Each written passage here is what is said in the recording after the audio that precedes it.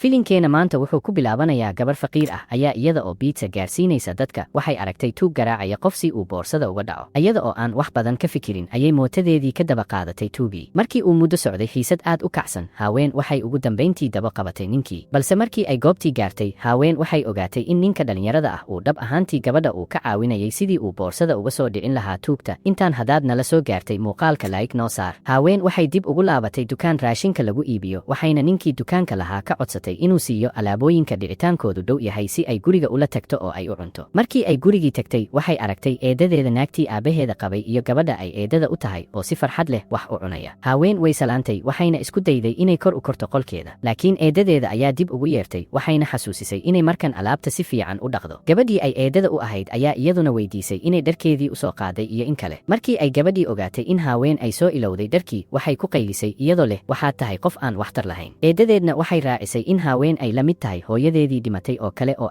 waxba aysan tarayn haween keliya way dhoola caddaysay dhibaatadiina way ku samirtay intaas kadib si degdeg ah ayay jaranjarada uga kortay waxay ahayd inay si adag u shaqayso si ay u hesho lacagta jaamacadda dhanka kale meel aad u raaxo badan saddexda wiil ee uu adeerka u yahay gudoomiye Kangi ayaa gaari qaali ah ku tegay gurigiisa weyn ee nasashada isla markii ay yimaadeen dhammaantooda waxay heleen warqad casuumaad ah waxay ahayd wax la yaab leh markii ay ogaadeen inay tahay warqadii arooska ee gudoomiye Kangi inkasta oo ay saddexdoodu walaalo ahaayeen oo ilmo adeero ah haddana ma aysan ahayn kuwa isku dhow jiwon keligiisa ayuu iska tegey uumiin wuxuu ogolaaday inuu ka qayb galo arooska awowgiisa isagoo weliba ballan qaaday inuu awowgiisa uu siin doono hadiyad aroos oo lama filaan ah markii ay saddexdoodii baxeen xoghayihii johnson wuxuu xasuustay markii ugu horreysay ee gudoomiye Kangi uu jiwon guriga keenay wakhtigaas uumiin iyo jiwon isma aysan jeclayn isla markii ay kulmeenba waxay qarka u saarnaayeen inay dagaalamaan kadib markii loo sheegay inay ilmo adeer yihiin uumiin aad ayuu u naxay uumiin wuxuu yidhi adeerkay maba soo guursan sidee ayay ku dhici kartaa inuu carruur dhalo markaas ayuu johnson ku yidhi inuu si fiican u baaro si aan loo qiyaanin uumiin wuxuu awowgiisa ku eedeeyey hiwaayadiisa la yaabka leh ee ah inuu meelaha ka soo ururiyo carruur uu leeyahay waa carruurtayda maalin dhoweyd wuxuu soo kaxaystay wiil waddooyinka ka heesaayey haddana wuxuu keenay jiwon intaas kadib uumiin wuu iska baxay markii uu Kangi ogaaday in carruurtii aysan ka soo qaybgelin arooska aad ayuu uga niyad jabay wuxuu u baahnaa qof dhaxla maamulka shirkadda dhanka kale saddexdiisa carruur waxay ahaayeen kuwa dhalinyaro ah orodku wuxuu ahaa jiwon kaas oo aad u jecel gawaarida si kastaba ha ahaatee markii uu jiwon arkay qof xoog u sheeganaya saaxiibkiisii ay wada shaqaynayeen wuxuu gaarigiisii qaaliga ahaa si toos ah ugu dhuftay gaarigii ninkii kale jiwon wuxuu markaas ku dhawaaqay inuu bixinayo labalaab lacagta gaariga laakiin ninkii gaariga lahaa waa inuu raali gelin siiyo saaxiibka jiwon waana inuusan marnaba dib ugu soo laaban meeshan isagoo kibirkaas wata Kangi wiilka uu awowga u yahay ee ugu yar waxaa la dhahaa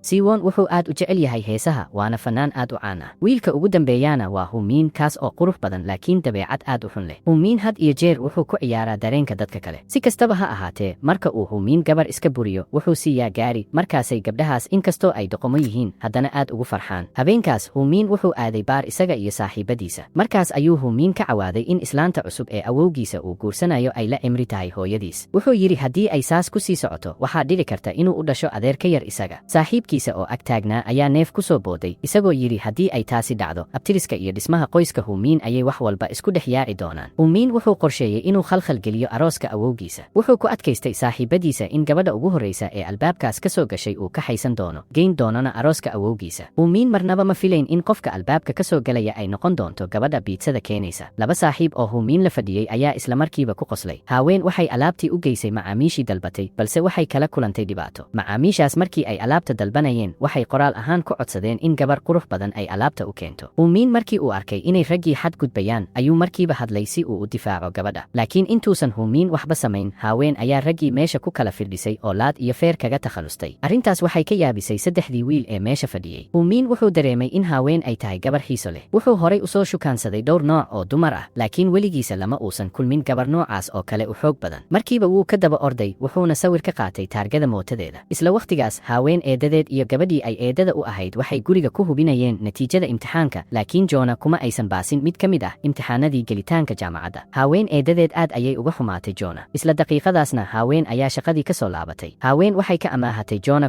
kombuyuutarkeedii si ay u fiiriso natiijada imtixaankeeda Jona iyo eedada ma aysan rumaysnayn inay jaamacadda ay ku baasi karto waxay ku dhaheen waxaad tahay qof aan waxtar lahayn xataa waxay ku amreen inaysan riyoonin laakiin markii ay natiijadii fiiris ku sameeyeen haween waxay ku baastay imtixaankii jaamacadda haween aad ayay u faraxday laakiin eedadeed iyo Jona wejigooda ayaa isbedelay Jona waxay tiri haween waa faqiirad sidaas darteed ma heli doonto lacag ay iskuulka ku dhigato haween waxay u sheegtay inay kaydisay lacag ku filan oo ay ku bixiso sanadka koowaad. Markay iskuulka bilowdana ayay shaqo bilowday si ay inta kale isaga bixiso. Isla waqtigaas madaxweyne Kangi wuxuu aaday guriga adeegihii weynaa ee Kim, laakiin meelna kama uusan soo helin. Markii uu madaxweyne Kangi guriga galay, wuxuu arkay Kim oo saqafka sare ka laalaada misana isdaldalay. Kim shaqadii ayuu isaga tagay dhibaatada uu kala kulmay wiilasha uu awowga u yahay ee madax adayga badan awgeed. Madaxweyne Kangi ayaa madax xanuun dareemay maadaama uu qof kale ka tagay shaqadiisa. Maalintii xigtay, iyadoo haween ay shaqada ku jirto, waxaa si kedis ah ugu soo muuqday wiil dhalinyaro ah. Wiilkaas wuxuu ahaa Humin. Wuxuu u soo iibiyey jalaato si uu u siiyo. Intaas kadib, Humin wuxuu haween ka codsaday door la yaab leh. Wuxuu u sheegay inay shaqaynayso 3 saacadood oo keliya, isaguna uu siinayo lacag fara badan. Haween markii ay maqashay, waxay u qaadatay inuu yahay qof raba inuu khiyaano. Ma aysan danaynayn waxa uu ku iibsanayo 3 saacadooda, sidaas darteed way diiday. Haween waxay aaminsanayd in dadka taajiriinta ah aysan weligood ku qasbaneen inay lacag intaas leeg saas u bixiyaan. Humin ayaa si lama filaan ah 2 xirmo oo lacag ah dusha ka saaray miiska lacagta lagu qabto. Dabeecadii haween isla markiiba way isbedeshay. Haween waxay Humin weydiisay inuu rasiid u baahan yahay, kadibna waxay weydiisay nambarkiisa taleefanka. Humin wuxuu nambarkiisa ku qoray haween gacanteeda. Lacagtu runtii wax walba way iibsan kartaa. Markii ay heshiiskii dhameeyeen, Humin wuu iska tagay. Jiwon ayaa shaqadii yimid, wuxuuna ogaaday in saaxiibadiisii shaqada aysan weli cashaynin. Sidaas darteed wuxuu aaday dukaankii ay haween ka shaqaynaysay si uu dadka oo dhan raashin ugu soo iibiyo. Markii uu Jiwon is yiri lacagta bixi, ayuu si lama filaan ah u ogaaday inuu lacagtii soo iloobay. Laakiin markii uu albaabka soo gaaray, wuxuu si kedis ah u maqlay asxaabtiisii shaqada oo isaga ka sheekaysanaya. Waxay leeyihiin hadda wuu taajiray, markaas laga yaabaa inuu xiriirka noo gooyo. Jiwon markii uu hadalkaas maqlay, si tartiib ah ayuu meeshii uga dhuuntay isagoon cidna la hadlin. Haween waxay kululaysay raashinkii, markaas ayay si kedis ah u aragtay Jiwon oo dukaanka ag maraya. Way ka daba oroday si ay uga codsato lacagtii raashinka uu horay u dalbaday. Wuxuu u sheegay inuu berito u iman doono si uu u bixiyo lacagta, laakiin way rumaysan weyday. Jiwon wuxuu u soo bandhigay saacadiisa si uu rahan ahaan ugu dhex dhigto, balse haween ma qaadan saacadii, wayna iska tagtay. Haween waxay guriga ku laabatay iyadoo soo daahday. Mar kasta oo ay u xiisto hooyadeeda, waxay soo bixin jirtay sawirka hooyadeeda, wayna fiirin jirtay iyadoo ooyeysa. Waxay fariimo u diri jirtay aabaheed inkastoo uusan marnaba ka soo jawaabi jirin fariimahaas. Subaxii xigay, haween waxay aaday inay soo booqato xabaashii hooyadeed oo ah meesha dambaska lagu keydiyo. Markii ay timid, waxay ogaatay in dambaskii hooyadeeda meeshii laga qaaday. Markii ay maamulihii weydiisay, waxay ogaatay in maadaama aysan bixin lacagtii meesha lagu keydinayay muddo 5 sano ah, dambaskii hooyadeed loo raray bakhaarka. Haween way ka xumaatay arrinkaas, laakiin maamuluhu wuxuu u sheegay in maadaama lacagta la bixin waayay 5taas sano ay qasab ku noqotay inay saas sameeyaan. Jiwon isna meeshaas ayuu joogay. Wuxuu ku qayliyey labadoodaba isagoo leh, aamusnaada oo dadka kale ha dhibina. Waxaa soo baxday in isaguna uu u yimid inuu booqdo hooyadiisa oo dhimatay. Markii uu Jiwon banaanka u soo baxay, wuxuu arkay haween oo u jilba joogsanaysa maamulaha, kana baryaysa in dambaska hooyadeed lagu celiyo meesheedii saxda ahayd. Haween waxay gacanta ku haysay xirmo ubax ah oo ay hooyadeeda aad u jeclaan jirtay. Waxay soo xasuusatay markii hooyadeeda ay noolayd sidii ay isku habayn jireen iyagoo aad u faraxsan. Laakiin hadda waxay awooddaa oo keliya inay ubaxii haysato, gaariga dhexdiisana fariisato iyadoo daawanaysa roobka daaya. Haween waxay aad ugu dadaalaysay inay jaamacadda aado sababtoo ah taasi waxay ahayd dardaarankii hooyadeeda ka hor intaysan dhimanin. Laakiin hadda iskuulka ma aadi karto sababtoo ah dayn badan ayaa looga leeyahay gurigii dambaska lagu keydinayay. Aad ayay uga raali gelisay hooyadeeda inay awoodi weyday inay fuliso doonisteedii. Habeenkii xigay, haween iyo Humin waxay isku arkeen goobtii ay ku ballameen. Waxaa haween ka yaabiyey waxay ahayd in Humin uu ka codsaday inay iska dhigto gabadha isaga u doonan muddo 3 saacadood ah. Humin markii uu arkay inay haween ka qoomamayso heshiiska, ayuu been u sheegay oo yiri awowgay ayaa aad u xanuunsan. Wuxuu u sheegay awowgiisa wuxuu rajaynayaa inuu arko isagoo gabar doontay ka hor intuusan dhimanin. Humin wuxuu u muuqday qof murugaysan oo wejiga iska leexiyey. Markii ay haween aragtay arrintaas, isla markiiba waxay isku dayday inay u tacsiyeyso oo ay dhiirigeliso. Sidaas ayuu Humin ku khiyaanay haween si ay gaariga u soo raacdo. Humin wuxuu ogaaday in gabadhani ay aad u gaar tahay. Ma aysan danaynayn wejigiisa quruxda badan, xataa waxay u diyaarsatay feer si ay isaga difaacdo markii ay aragtay isagoo gacanta saaraya garabkeeda. Kadibna waxay fadhiisatay kursi kale si ay isaga fogeyso. Gaarigii qaaliga ahaa wuxuu geeyey meel fog. Humin ayaa goobtii ka soo muuqday isagoo gabar wada. Weriyaashii ayaa bilaabay inay sawiro ka qaadaan oo ay warka tabiyaan. Kadib Humin wuxuu haween geeyey qayb hoose oo qarsoodi ah. Halkaas waxaa yaalay kabo dhaadheer oo aad u qurux badan iyo dahab qaali ah. Haween waxay markiiba weydiisay waxa ay waxani yihiin. Humin wuxuu si degan ugu jawaabay inay hadda tahay gabadhii u doonanayd, sidaas darteedna ay tahay inay ku raaxaysato. Xilligaas waxaa la garaacay albaabka. Markii albaabka la furay, Humin wuxuu arkay gabar uu muddo dheer si qarsoodi ah u jeclaa, markaas ayuu isla markiiba albaabkii isku xiray. Gabadhii waxay weydiisay Humin qofka qolka ku jira. Humin wuxuu ugu jawaabay si mugdi ku jiro isagoo leh waa qof aanan garanayn. Wuxuu kaloo weydiiyey inayna ka daalin samaynta waxyaabaha waalida ah maalinta oo dhan. Haween waxay gashay qolka dharka lagu beddesho iyadoo aan dareemin Siwon, kaas oo isna qolka fadhiyey oo muusig dhaysanayay. Siwon wuxuu ka cabsaday in la aqoonsado maadaama uu yahay fanaan caan ah. Markaas ayuu si lama filaan ah u qaatay taleefankii haween isagoo u maleynaya kiisii. Haween markii ay dhar bedelashadii dhammaysatay iyaduna waxay si qaldan u qaadatay taleefankii Siwon kadibna si tartiib ah ayay qolka uga soo baxday. Kooxdii qurxinta ayaa bilaabay inay wejiga ka qurxiyaan. Haween waxay isku beddeshay qof ka duwan sidii ay ahayd. Min isna wuxuu si shakhsi ah ugu keenay haween kabo dhaadheer oo aad u qurux badan. Xafladii arooska ee gudoomiye Kangi ayaa bilaabatay. Isaga iyo xaaskiisa cusub ayaa soo baxay. Isla waqtigaas Min ayaa isna keenay haween. Min wuxuu markiiba indhihii dadka oo dhan ka soo jeediyey awowgiisa isagoo soo jiitay dareenka martida. Dadkii oo dhan waxay fiirsi ku soo wada jeediyeen labadan dhalinyarada ah. Gudoomiye Kangi markii uu arrinkaas arkay aad ayuu u xanaaqay. Xilligan haween waxay ogaatay in la khiyaanay. Waxa uu cadaatay in Min awowgiisa uusan xanuunsanayn. Haween way xanaaqday waxayna damacday inay meesha ka tagto, laakiin Min ayaa xoog ku soo qabtay oo kor u soo qaaday. Haween ma haysan wado kale oo aan ahayn inay iska samirto. Min wuxuu awowgiisa u sheegay in hadiyada arooska ee uu u diyaariyey ay tahay gabadhan u doonan. Naagtii cusbayd ee uu awowuhu guursaday ayaa si degdeg ah u weydiisay haween yaad gabadhooda tahay. Haween si daacad ah ayay ugu jawaabtay inay tahay ardayad ku jirta sanadkii u dambeeyey ee dugsiga sare. Haween waxay raaligelin ka siisay gudoomiye Kangi ficiladeeda ka fiirsasho la'aanta ah ee ay ku dhex samaysay arooskiisa. Sidoo kale waxay ku amartay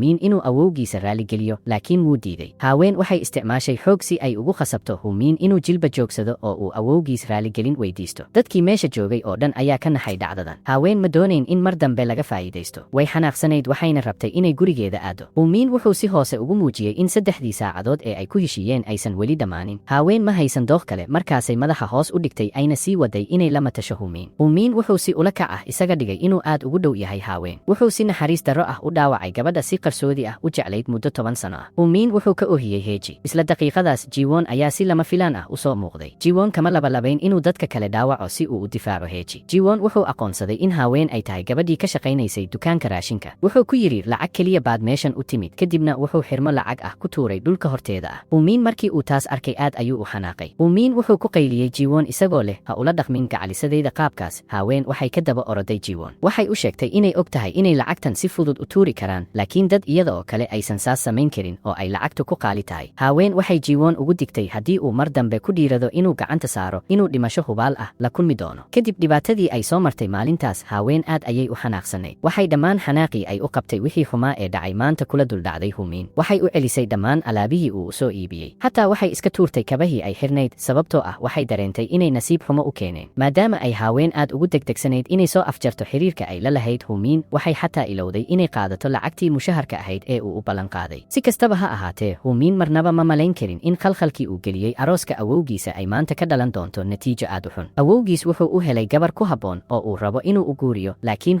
Min waxba kama cansanayn. Wuxuu horay u bartay inuu noqdo qof madax adeeg ah. Wuxuu haystay boqolaal qaab oo uu ku burburin karo guurka noocaas ah. Dhanka kale, gudoomiye Kangi wuxuu dib u xasuusanayay dhacdooyinkii shalay. Wuxuu aad ugu helay dabeecadda haween, sidaas darteed wuxuu xoghaye Johnson ka codsaday inuu baaris ku soo sameeyo nolosha gabadha iyo qoyskeeda. Wixii ka dhacay arooska waxay isla markiiba noqdeen qodobka ugu sarreeya ee ay dadku ka raadiyaan internetka. Qof kasta wuxuu aad u danaynayay inuu ogaado qofka ay tahay gabadha uu doonayo Min. Gabadha lagu xamanayo inay tahay gabadha ka dhalatay shirkadda weyn ee waddanka waxay dhab ahaantii ahayd gabadh dhiban oo u baahan in loo naxariisto. Waxay hooyadeeda weysay iyadoo yar, haddana waxay la nooshahay eedadeed naagtii aabaheed qabay. Haween waxay eedadeeda weydiisatay inay lacag amaahiso si ay iskuulka isaga bixiso. Eedadeeda ma aha oo keliya inay lacagtii u diiday, balse waxay ugu dartay caay iyo aflagaado aad u daran. Haween waxay ku qasbanayd inay ka shaqayso dukaan yar, laakiin mushaharkaasi yar kuma filnayn inay ku bixiso lacagta jaamacadda. Haween waxay isku qalbi qaboojisay in haddii aysan sanadkan wax baran karin, ay sanadka dambe baran doonto. Inta yara dhabar adeegto oo ay lacag kale kaydsato, dhowaan ayay heli doontaa lacag ku filan iskuulka. Markii uu gudoomiye Kangi ogaaday xaaladda adag ee ay haween ku jirto, aad ayuu u calool xumaaday. Wuxuu u diray dad soo raadiya. Haween ma filayn in gudoomiye Kangi uu yahay qof kaftan badan oo dabeecad wanaagsan. Dabeecaddiisa fudud waxay ka dhigtay inay dareento cabsi yar. Gudoomiye Kangi wuxuu haween u soo bandhigay inay la noolaato 3 carruur ee uu awowga u yahay. Wuxuu rabay inay carruurtiisa madaxa adag wax barto ama ay dabeecadda ka beddesho. Intaas waxaa dheer, wuxuu u dhiibi lahaa howlo kale oo dhowr ah. Muddada shaqadu waxay ahayd 3 bilood. Haddii ay haween ogolaato, gudoomiye Kangi wuxuu bixin lahaa dhammaan lacagta jaamacadeeda. Tani waxay ahayd fursad bedeli karta nolosha haween. Haween waxay gudoomiyaha weydiisatay inuu siiyo xoogaa waqti ah oo ay kaga fikirto. Maalintii uu awowuhu u qabtay ballanta shukaansiga ah, Min wuxuu la kulmay gabadh dhalinyaro ah oo aad u qurux badan isla markaana dabeecad degan. Muuqaalka like saar haddii ay tahay markii ugu horeysay aad soo booqato janaalka subscribe dheh gambaleelka furo si aad u hesho muuqaaladayda xiga. Mahadsanid.